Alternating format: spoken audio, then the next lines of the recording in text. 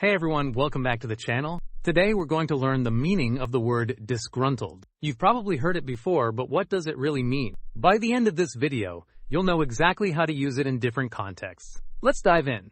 So, what does disgruntled mean? Disgruntled describes someone who is unhappy, dissatisfied, or frustrated about something. It's a word used to describe someone who is upset or annoyed, usually because something has gone wrong or because their expectations weren't met.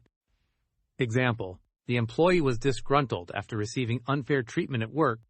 Being disgruntled doesn't necessarily mean you're angry, but it means you're not happy or content with a situation. Let's take a look at some more examples to see how disgruntled is used in sentences. She was disgruntled with the service at the restaurant. The workers were disgruntled when they found out about the pay cuts. He gave a disgruntled sigh after hearing the bad news. As you can see, disgruntled is often used when someone feels dissatisfied or unhappy about something. But it doesn't necessarily mean they are furious or angry.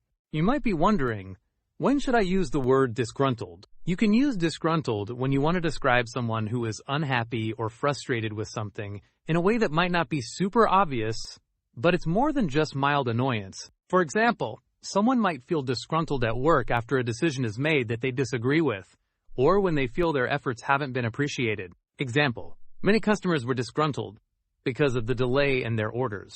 Quick recap. Disgruntled means unhappy, dissatisfied, or frustrated with something.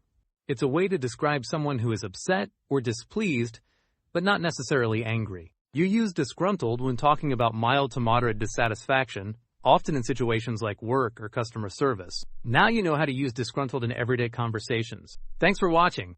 If you learned something new today, don't forget to hit that like button and subscribe for more helpful English lessons. Drop a comment below if you want me to explain more words. See you next time, and keep learning.